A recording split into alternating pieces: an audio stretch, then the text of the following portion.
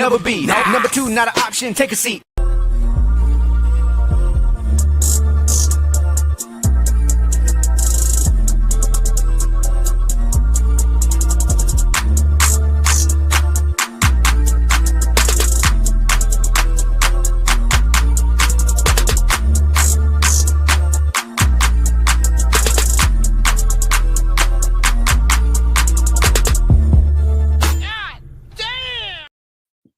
What's going on, everybody? Welcome back to another episode. And it's Wednesday. I took an extra day.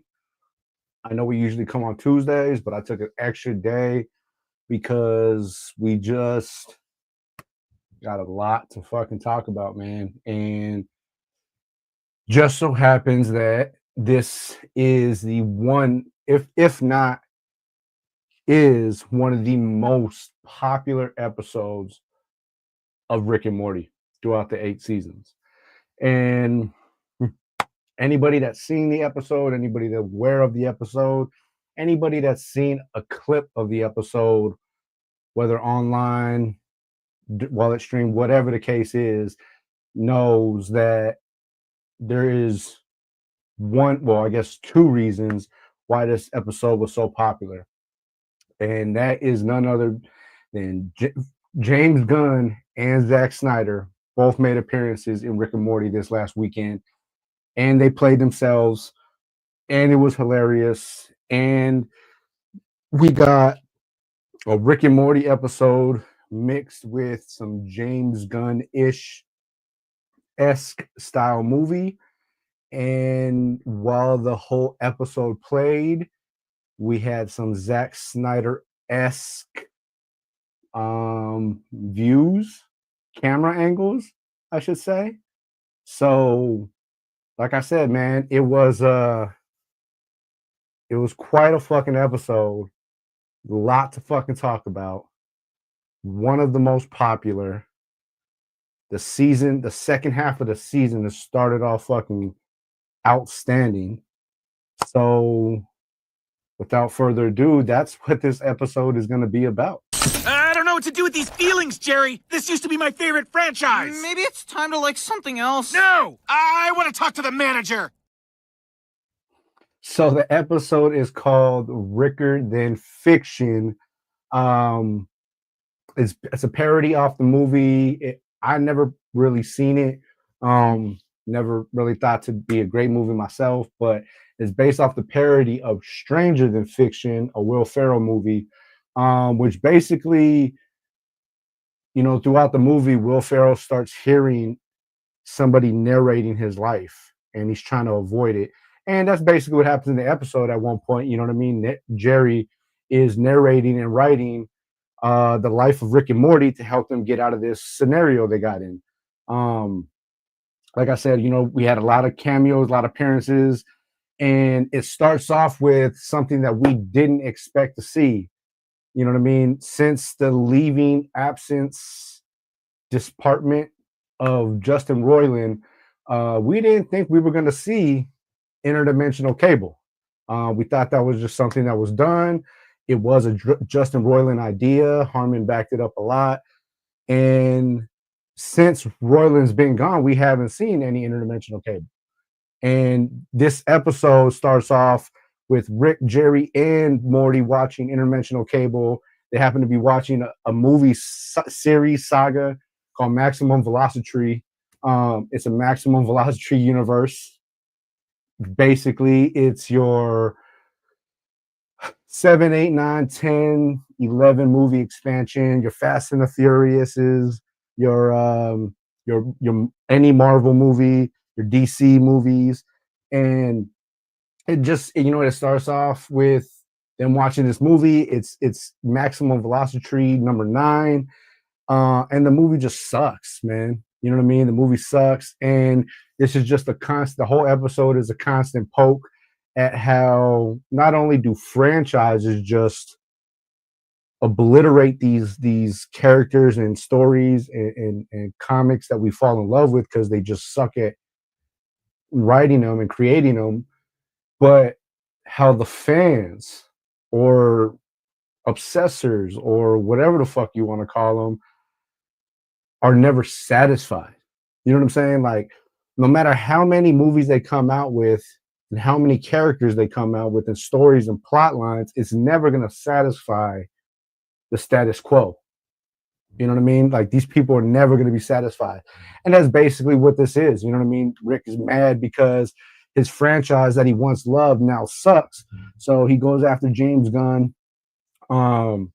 James Gunn and Zack Snyder played themselves. James Gunn pretty much being the antagonizer of the entire episode. It's fucking hilarious. One thing I wasn't sure of, being that they are watching interdimensional cable, did they go to another dimension to James Gunn's dimension, or what? How is that working? You know what I mean? But then again, they are in the Parmesian universe, so James, you know, who knows? Who fucking knows at this point? You know what I mean? And you know, so they base it. It's funny because when they barge into James Gunn office, they're kind of having a back and forth, and basically, you know what I mean? Rick is complaining about how the movie sucks. You know what I mean? It's watered down. James Gunn is trying to plead his case, and you know what I mean? And nothing really gets mentioned. Rick does mention how James Gunn only got the job and he only has the office so he could pitch Batman movies to himself. Because, I mean, let's face it, like that's the go-to. I would say every company has a go-to. You know, PlayStation has God of War. Xbox, I would say, has fucking, well, used to have Halo. They don't really have shit no more because they're trash. You know what I mean? Marvel has fuck, who's Marvel fucking completely white? Spider-Man. You know what I'm saying? DC has Batman. And they completely oversaturate Batman. They gave Batman a million stories to the point where it's like it doesn't even make sense anymore. Or they're coming out with stories of Batman that are just completely contradicting previous Batman. You know what I mean? But that's always the go-to for DC is Batman, Batman, Batman. So James Gunn is all in his feelings because, like I said, he has this franchise, this Maximum Velocitrees that he's created, which is basically nothing other than the Transformers, Avengers, Justice League type fucking bullshit. As a matter of fact, I think I have it in my notes. The group that they're called is basically based off the Avengers, and damn, I can't even think I had it in my notes.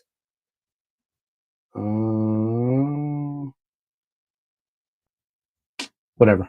Anyways, so basically, you know what I'm saying? They end up getting, so Rick, out of anger, creates this movie machine. It's called the Movilizer. I think I have an image that I know I have an image of. Let's see, where is it? Oh, damn, didn't upload my images, huh? Well, that's a no bueno. Anyways, so he creates this Movilizer. The Movilizer actually was mentioned a few seasons back. And this is what they were talking about Jerry using to screenwrite and create movies and shit like that. It was actually mentioned in Never Rick and Morty, where, you know what I'm saying, they circle back and they first mentioned the Movilizer. You know what I'm saying? The encounter between James Gunn and Zack Snyder was just fucking hilarious. You know what I mean? I know there was probably, look, man, you got your Marvel fans, you got your DC fans, you have, you know, your DC fans who are dedicated to this director, producer, Marvel fan, whatever the case is. The bottom line is, if you're a fan, you're a fan. If you're just out here just criticizing and judging and this is better, you're never going to enjoy it, man. So I know the real fans enjoyed watching Snyder and Gunn, you know what I'm saying, on the same show, the same whatever, joking with each other, playing, you know what I'm saying, poking at each other. These guys have been friends for fucking years.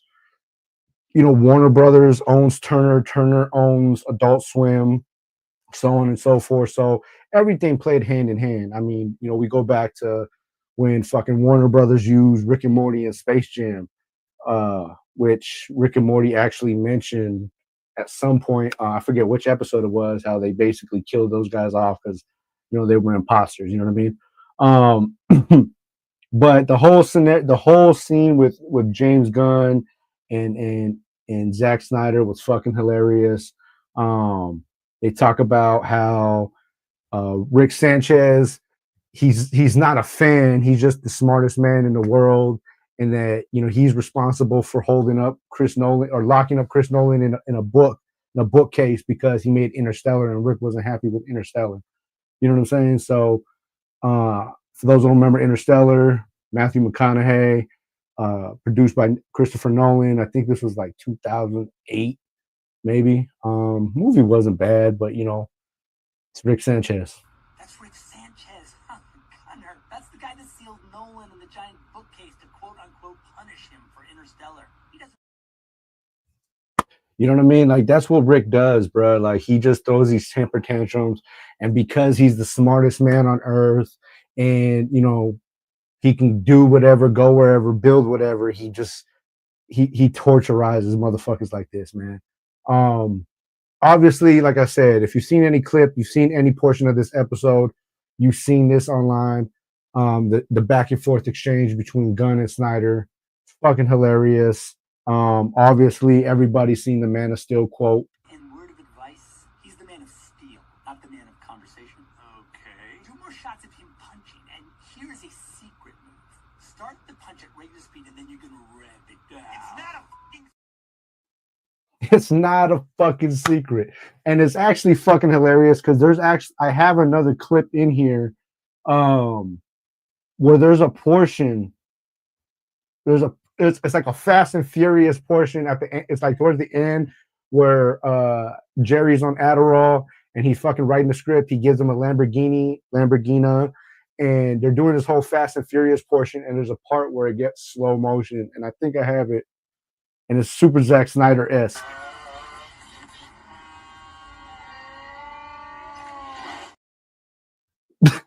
You know what I mean? So of course they had to throw that in there. Some of the views, it was kind of fucking dope. Like, some of the views, if you pay attention, it goes from your widescreen to, like, you know what I mean, like your 35 millimeter or your fucking cell phone type view. That Zack Snyder likes to use a lot. The storyline of when they were in New York City was very like James Gunn like. So like I said, man, the whole episode was hilarious. It was great to see just the pokes and the jabs. You know what I mean? Rick and Morty's been poking and jabbing in Marvel and DC forever. So it's hilarious when we finally get to see these people join the Rick and Morty universe, especially two like Zack Snyder and James Gunn, who have this like online feud that they're not feuding, but the fans have created this feud between them. You know what I mean? And it's honestly crazy, man. That's why like places like Reddit and shit like that, I just completely stay off it.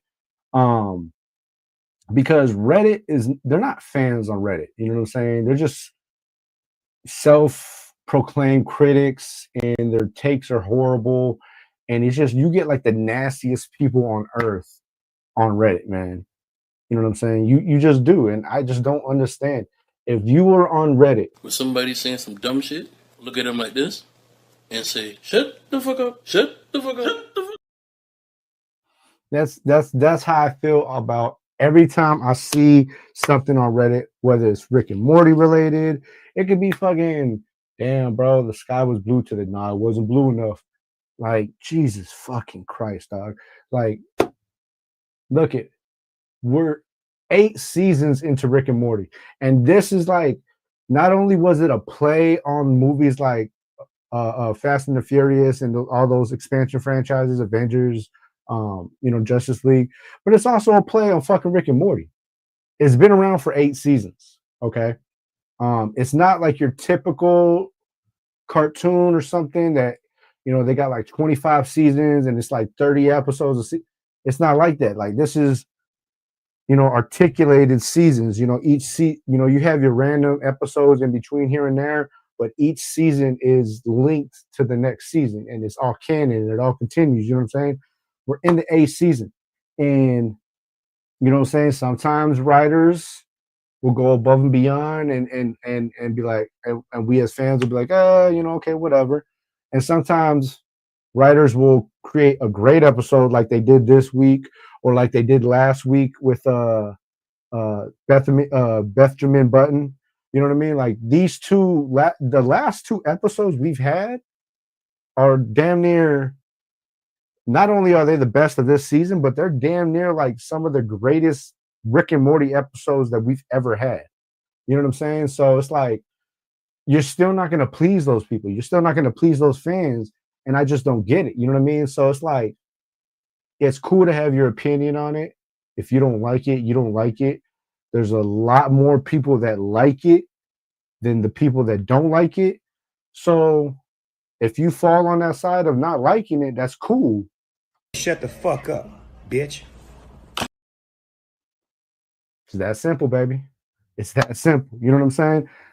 Said it best. And in case you didn't hear it the first time, Shut up, bitch!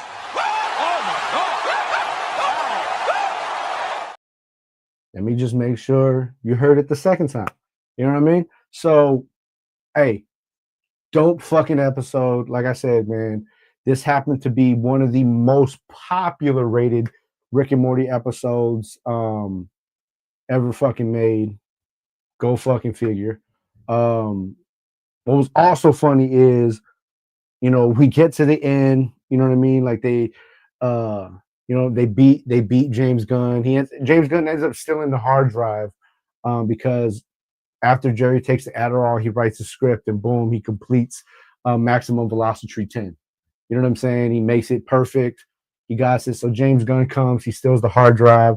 He ends up being killed at the end by Dan. Well, the Warner Brothers CEO is Dan Zaslav. You know what I'm saying? But obviously they weren't gonna put his name in there and tarnish his name like that. So they named him Mr. Brothers, as in Warner Brothers, Mr. Brothers. And then as fucking James Gunn is handing off the hard drive, they ask him, "Oh, what do you like?" He says, "Oh, I like Sundays." You know what I mean? And he pulls out a gun named Sunday and fucking murks him and shit. You know what I'm saying? And he just lays there dying, telling him, why is the gun named Sunday? Hilarious fucking episode, man. And even at the end, when you think, all right, episode's over, we get to the outro, it's even fucking more hilarious because, like we mentioned earlier, Warner Brothers owns Turner owns Adult Swim, owns Rick and Morty, which is how we got the Space Jam Rick and Morty, right? A couple years ago. So Jerry ends up writing Space Jam 7. And with the Movilizer, Rick throws Jerry into Space Jam 7 so he can live out his movie. Rick doing a solid, you know what I mean? Doing Jerry a solid, you know what I mean? Hey, live out your movie, Jerry. Have fun. Well, there's only 2 people we hadn't seen the entire episode. One is Beth, who we didn't see throughout the entire episode. And the other is Summer, who ends up coming through, and just so happens we haven't seen Summer this entire episode because she's been obsessed with raptor porn. So she writes a whole fucking script on raptor porn, puts it in the Movilizer, and Space Jam 7 gets combined with that while Jerry's stuck in the Movilizer. You know the rest and shit, man. Fucking completely hilarious and shit. If you haven't seen the fucking episode, you gotta go watch it. Episode was great. Next week's episode is called No Mortland. Damn, I didn't even have the banner up the whole time. Look at that. Next week's episode is called No Mortland. I haven't watched the open trailer for it yet. You know what I mean? I'll probably watch it this evening. Couple other quick points. Morty mentions at the end, like, you know what I mean? Like, oh, this shit sucked. He compared it to Citizen Kane in the beginning. You know what I'm saying?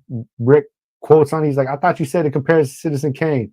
He was like, I'm a child. Like, of course I haven't seen Citizen Kane. And you're probably like 60, 70 years old today and hadn't seen Citizen Kane. Why, you may ask? Because the shit came out in 1941. You know what I'm saying? That's why none of us know what the fuck Citizen Kane is. However, in 1941, when Citizen Kane came out, it was like groundbreaking. Like the screenplay, the acting, the filming, the camera, everything about it was just remarkable. You know what I mean? And that's what Morty had referenced Maximum Velocity in the beginning, just to go back on his word and be like, nah, I was just bullshitting. Like, this shit was ass, bro. You know what I'm saying? But that's about it. Let me see. Shouts out to Alan Smith Tree, or I'm sorry, Alan Smith Tree, Zack Snyder, fucking James Gunn. Let's see who directed this. Douglas Olson, Rob Schrab. Hey man, fucking dope ass episode. Let's see. All the characters, cameos, super dope. Let me see what else I got. What's curious to me now, and like I said, you know what I mean? I mentioned it in the beginning of the show. What's curious to me, and I wish they were here because we were talking about it just a couple weeks ago. We didn't think we were going to see interdimensional cable anymore. And we got a very small snippet of interdimensional cable, which it's funny because I think it was back when I did a review on episode 5, because episode 5 was very, very mediocre. You know what I mean? Not much going on. And then 6 and 7 came in fucking full speed. But my inquiry, and we were having the conversation on here during that review for episode 5, was, were we ever going to see interdimensional cable again? And like I said, it was a Justin Roiland thing. Justin Roiland left, so we didn't know if we were going to see it. And it sucked because we got interdimensional cable and interdimensional cable 2, and they were both dope ass episodes. And we all know, like, you watch each episode starts off with them watching interdimensional cable, and then it leads into an entire whole episode, just as this one did. So, I mean, technically, you know, this would be, in my book, interdimensional cable 3. You know what I'm saying? So, however, out of all 3 episodes that we've had it, this was the only episode where we saw the least amount of it. You know what I mean? Usually we'll get like a couple snippets of them, like going through and watching interdimensional cable, and oh, we've seen this, we've seen that, and then it'll stick to like an actual story. But this time, you know, we only got, you know, we got the one story, Maximum Velocity. So we'll see, man. You know what I mean? We'll, you know, it was back in Rick's Minutes and Interdimensional Cable 2, Tempting Fate. That's the first 2 times we saw it. Now we've seen it in this one. So I'm hoping we can get, if not the end of this season, next season, another interdimensional cable, and then go even deeper into it. Because the storyline is getting great, man. The second half of the season, the storyline's been awesome. The episodes have been full of action, great, you know what I mean? Funny. Your typical fucking, it reminds you of the original Rick and Morty that you got hooked on, but, you know,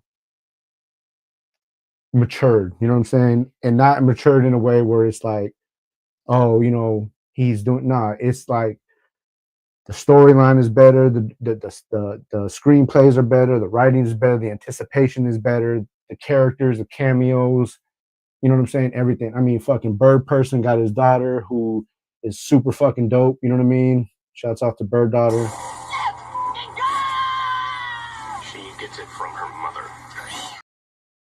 You know what I'm saying? We've already had a couple of Space Best episodes. Jerry in the season has been fucking hilarious as usual. I'm waiting I'm waiting for a couple of things this season before it's over. We only have 3 more episodes before it's over. One, are we gonna get another summer episode? Super big fan of the summer episodes. Spency Grammer just does a fucking awesome job every time. 2, are we gonna have, which it doesn't seem like it, but are we gonna have a main antagonist this season? I feel like every season up to this point, whether it was Evil Morty, Prime Rick, Rick searching for Prime Rick, the Federation, the Citadel, there's always been a main antagonist. And I don't feel like that has been the case this season, unless they're just going to bam, throw them in these last couple of episodes. And if it doesn't, how is that going to lead into next season? That's my biggest question, my biggest question mark so far of the season. And of course, you know what I mean? I guess this is a 2-part question. Are we going to get another cameo? Are we, and when are we going to get another cameo of Nimbus and Scary Terry? I mean, that's what all the people want to know. You know what I'm saying? Like, so give us Scary Terry, give us Nimbus, give us a summer episode. And see, and this right here is exactly what this entire episode was, right? Fuck around, and the next week they're gonna give a Nimbus episode, and the next week they're gonna give a Scary Terry episode, and the following week they're gonna have a summer episode, and each one we're gonna have a main antagonist leading into next season, and motherfuckers will still be unhappy. Still be unhappy. Doesn't make no fucking sense, dog. Why are you gay? And to everybody on Reddit, You are gay. you know what I'm saying? So, hey, that's it. That's all I have for this week, man. Like I said, great season so far. Dope ass fucking episode. Gonna watch the cold open for next week's or this weekend's episode right after this. But hey, man, appreciate everybody watching and listening. If you are watching, go ahead and follow, or if you're listening too, man, follow me on Instagram and Twitter at RicklePickLive for all Rick and Morty all the time. And if you want to catch up on everything else I got going on, the Black Hole Convo for all my Raider fans. Shouts out to the Raiders. We got 28 days before preseason, baby. Audio therapy for all my music fans, hip hop, alternative, punk, rock. Don't even fucking matter if it's good music. We're gonna talk about it. And what else I got? Ghost shit, man. You know what I mean? If you're an entertainment fan, WWE, NBA, NFL, tennis, hockey, I don't give a fuck what it is, man. You know what I'm saying? If there's a GOAT in your sport, we're gonna talk about it, man. So hey, make sure you follow me on Twitter, YouTube, TikTok, motherfucking Instagram at NR_originals. You know what I mean? But until next week, appreciate everybody tuning in, and we're gonna catch y'all with another Rick and Morty episode next week, baby. Peace. So you want and or you'll never be. Number 2, not an option, take a seat.